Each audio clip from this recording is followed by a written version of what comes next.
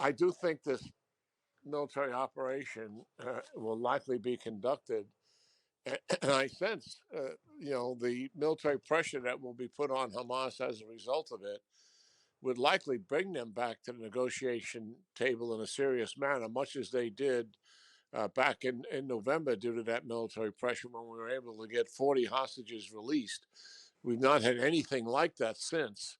And I think it's because they believe that they have the upper hand in terms of this is Hamas and its political masters in Qatar. They have the upper hand in terms of international widespread condemnation, and particularly the pressure from the American administration on the prime minister and his government. Now, Hamas has posted a video of an Israeli American man held hostage in Gaza on its Telegram messaging group. He's seen alive but with an amputated hand. Hirsch Goldberg Poland, who's 23, was captured from the Supernova Desert Rave during the Hamas-led attack on October the 7th.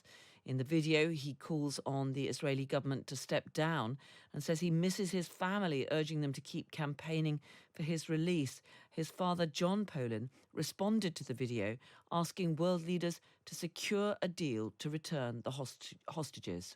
We're here today with a plea to all of the leaders of the parties who have been negotiating to date. That includes Qatar, Egypt, the United States, Hamas, and Israel. Be brave, lean in, seize this moment, and get a deal done to reunite all of us with our loved ones and to end the suffering in this region.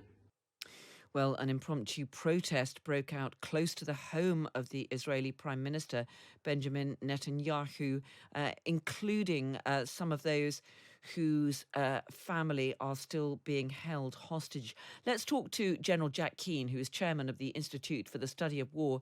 He's a retired four-star general and former vice chief of staff of the US Army. Good evening, General Keane. Yeah, good evening, Carol. Delighted to talk to you and your audience. Well, good to have you with us. I don't know if you've been able to actually see this video, but what do you make of its release? Well, certainly it's got to provide some comfort to the family that their son and loved one is alive, and certainly that's not the case with the overwhelming majority of the hostages that are still in captivity. So they've certainly got to be encouraged by that reality. Uh, and obviously, Hamas is using it as propaganda to pressure the Israelis. Certainly, that's the case. I mean, I hope people recognize the last deal that Hamas had on the table when negotiations broke down uh, is that they wanted a complete military withdrawal from Gaza, uh, a permanent ceasefire, obviously, before that.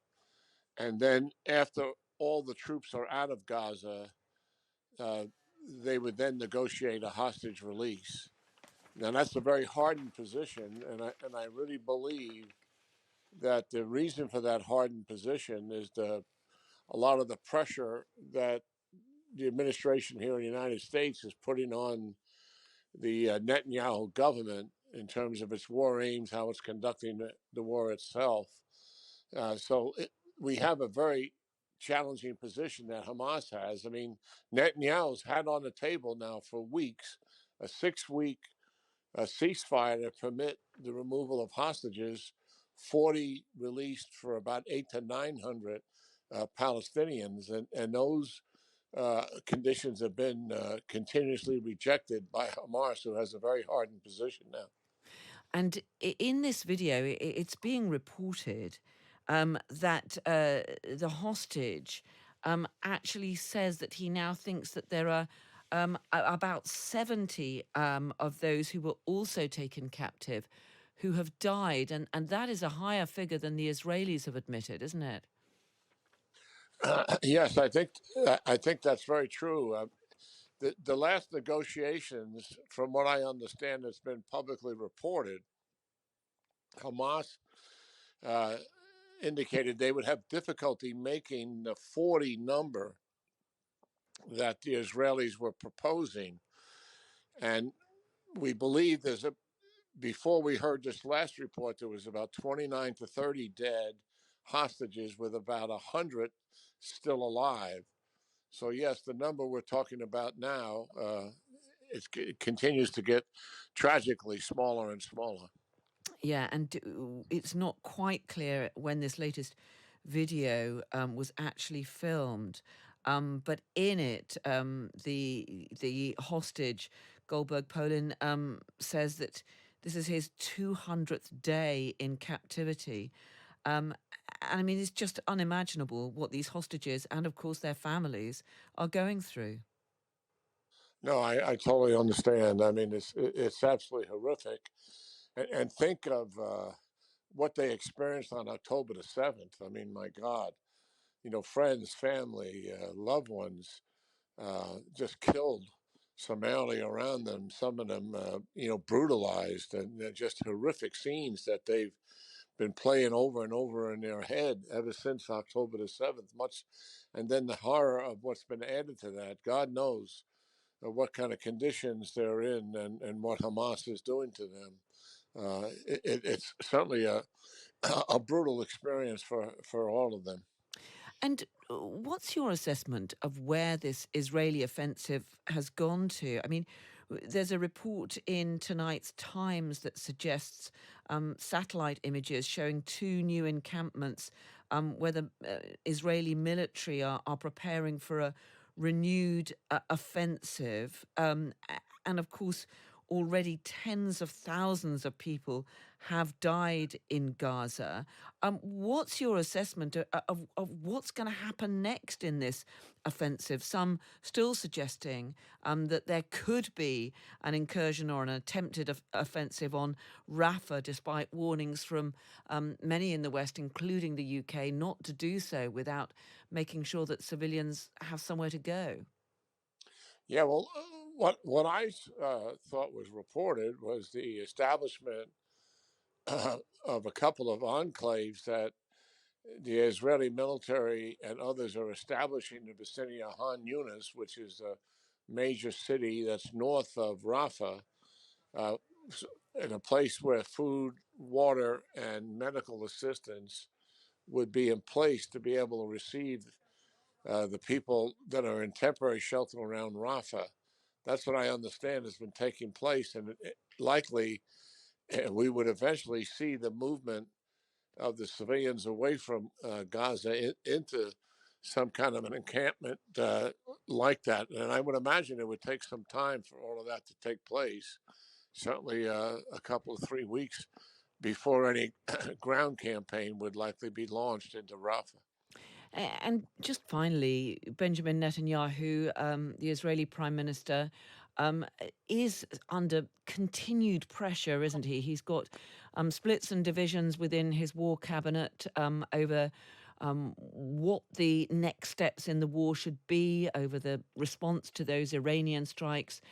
We've had continuing and renewed tonight protests from the families of those hostages who are still being held or still missing. I mean, he is in a very difficult position, isn't he? Oh, yeah, very much so. I mean, this has been a very difficult position since October the 7th, to be sure. I do think this military operation will likely be conducted.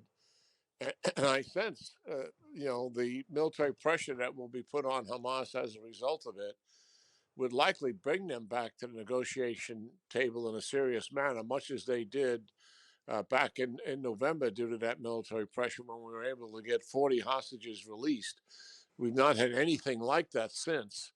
And I think it's because they believe that they have the upper hand in terms of this is Hamas and its political masters in Qatar. They have the upper hand in terms of international widespread condemnation, and particularly the pressure from the American administration on the prime minister and his government. Just one final point, because you mentioned Qatar then. And it does seem as though Qatar is essentially tiring of its efforts to act as a mediator, bringing Hamas and Israel and others together. Yeah, well, I think they've come under a lot of criticism, for harboring the Hamas leadership and in there, and and I have no idea what the specifics of the negotiations are. But certainly, yes, I agree that they've come under criticism, and negotiations may be moved to a place like Turkey, and we'll just see how that develops. I do know, I mean, the Israelis have been serious about these negotiations and about the concessions that they've been willing to make. And just remind our audience once again that Hamas's position that they have now is an impossible negotiating position for the Israelis. General Jack Keane, chairman of the Institute for the Study of War. Really good to have you with us. Thank you so much. Great talking to you, Carol, and your audience.